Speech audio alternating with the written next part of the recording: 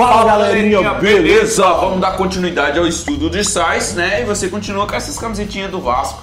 O que tem a ver? É podre. O Vasco já foi um time grande. Ah, já. É igual o Arsenal, a gente já comentou sobre isso. Isso aí mesmo, chama a vinheta, vai. Chama...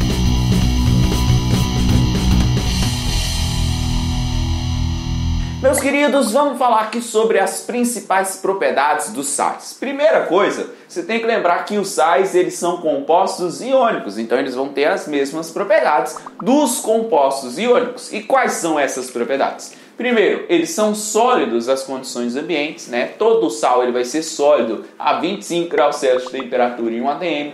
Eles têm alto ponto de fusão e alto ponto de ebulição. O sal de cozinha, por exemplo, o ponto de fusão dele é 800 e pouquinhos aí, graus Celsius. E o ponto de ebulição 1400. Então você precisa aquecê-lo bastante para conseguir fazer com que ele sofra a fusão, para que ele se funda, né, para derreter ele. Então é muito difícil você fazer isso aí na sua casa. Você colocar o sal numa panela e tentar derreter ele, acho que você não vai conseguir se na sua casa tiver apenas um fogão comum, né? Porque ele não chega numa temperatura tão alta assim, já que o retículo cristalino do sal de cozinha, dos compostos iônicos, é um retículo muito bem ali estabelecido, com interações muito fortes e por isso ele tem um ponto de fusão e um ponto de ebulição muito alto. Eles são solúveis em água, uma boa parte, como a gente falou na nossa última aula, e quando eles se dissolvem em água, acontece o processo de dissociação iônica. O que é essa dissociação iônica? Então você tem um retículo formado entre esses íons,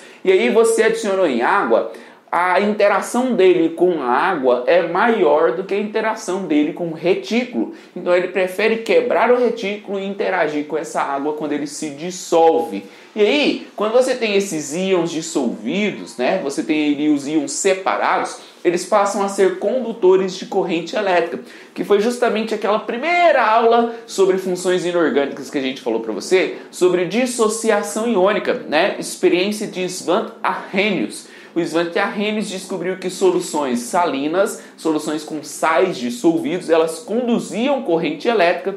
Lembra lá da nossa aula, onde uma lâmpadazinha acendia quando ele colocava sal na água e um fiozinho condutor. Então eles conduzem corrente quando dissolvidos ou também quando fundidos. Se você aquecer ele a tal ponto onde esses íons separarem, né, quebrar o retículo cristalino, eles também vão conduzir corrente elétrica quando eles estiverem fundidos, mesmo se eles estiverem puros. E por último, eles são quebradiços e duros, né? Pega uma pedrinha de sal grosso e tenta apertar ela bem durinha, né? Ela tem uma dureza bem elevada, mas ela não é maleável, né? Se você pega um martelo e bate na pedrinha de sal grosso, ela não vai amassar, ela vai se quebrar. Ela não é um objeto maleável, ela é um objeto quebradiço. Isso aqui são características de compostos iônicos e como os sais são compostos iônicos, eles também apresentam essas características aqui. Galerinha, os sais também, eles obtêm características ácidas ou características básicas. Como os sais eles são provindos justamente de uma reação entre um ácido e uma base, nós podemos então classificá-los a respeito do seu caráter. É bom a gente frisar, porque sal ele não é ácido, nem sal não é básico, a gente não classifica assim. O sal ele pode herdar um caráter ácido ou um caráter básico. Vamos ver da seguinte maneira como que isso ocorre, né? Se o sal for provindo de um ácido forte e de uma base fraca, vai prevalecer o papel do mais forte, que no caso é o ácido. Então, se temos um ácido forte reagindo com a base fraca, vai herdar a característica ácida para aquele sal, beleza? Agora, se nós temos sais de base forte e ácido fraco, nós vamos prevalecer também com a parte forte. Sempre a base mais forte, se ela for mais forte que o ácido, ela vai levar a sua configuração justamente para o sal. Então a gente está sempre lembrando o seguinte: se eu tenho um ácido forte reagindo com a base fraca, prevalece o ácido. Se eu tenho uma base forte reagindo com um ácido fraco, nós prevalecemos justamente com a base. Então sempre o mais forte vai sempre prevalecer nessas reações. Agora, se o sal for de um ácido e de uma base forte, os dois forem fortes, né? Nós temos aí um papel neutro. Justamente nós temos uma ideia de neutralidade, porque não vai prevalecer nenhum. Vai prevalecer um papel de neutralidade dentro desse compostozinho sal. E quando nós temos um ácido e uma base fraca, nós vamos ter um depende. Esse depende vai depender do pKa ou do pKb. Tudo vai depender justamente disso, que é calculado lá na físico-química, beleza? Agora, deixa eu te dar um exemplo aqui, ó. Quando nós temos NaOH e HCl. NaOH é uma base forte e HCl é um ácido forte. Então, o NaCl, que é o sal de cozinha, que é o cloreto de sódio, ele tende a ser um sal neutro, beleza? Enquanto, ó, nós temos aqui o bicarbonato de sódio. Nós temos uma base forte reagindo com um ácido fraco.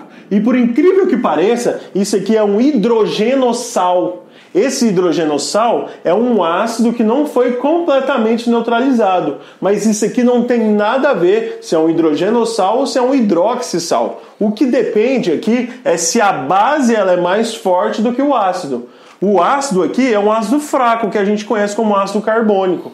E a base ela é muito forte, que é o hidróxido de sódio. Então, o sal proveniente dessa reação é um sal básico, justamente. E esse aqui a gente utiliza ele, que é o bicarbonato de sódio, justamente para quando a gente vai colocar um sal de fruta no estômago para regular a acidez estomacal. Beleza? Então, só para você ter uma ideia, é um sal que tem um caráter básico.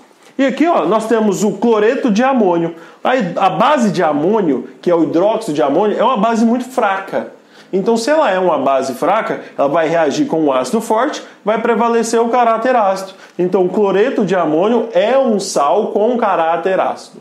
Beleza? Então nós podemos utilizar esses sais aí no dia a dia, às vezes simplesmente por causa do seu caráter. Como aqueles sais de magnésio e cálcio, que você coloca um pozinho dentro do seu tênis ou do seu sapato para não dar chulé. Aquilo ali é um sal de caráter básico, né? Outra coisa legal é quando vai tratar a terra, justamente a terra para o plantio, a gente sabe que é utilizado o calcário. E o calcário ele é rico em carbonato de cálcio. O carbonato de cálcio é o hidróxido de cálcio, né, que é proveniente da base forte, com o ácido carbônico, que é um ácido fraco. Então nós temos ali o calcário, que é um sal de caráter básico, que é justamente para neutralizar o pH do solo. Então nós temos vários usos de sais com caráter ácido e sais com caráter básico no nosso dia a dia. Beleza? É nóis, galerinha. Tamo junto. E aí, galerinha, entenderam? Né? Um sal ele pode ter caráter ácido ou pode ter caráter básico ou um caráter neutro, né? O sal de cozinha, por exemplo, é um caráter neutro. A gente não vai utilizar aí na cozinha aí um sal ácido. Isso mesmo.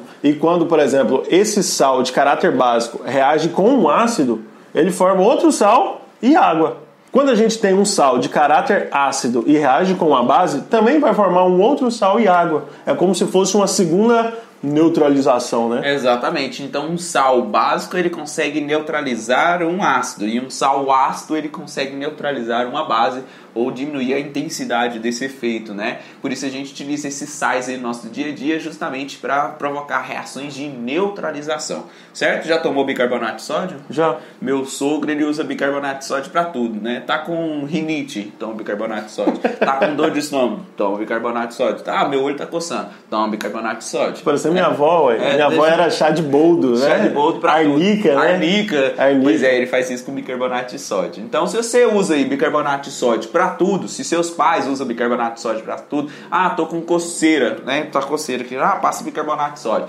Se você usa isso, deixa aí nos comentários pra gente saber se mais alguém pensa assim como meu sogro. É nóis. Beleza? Então, até a próxima aula.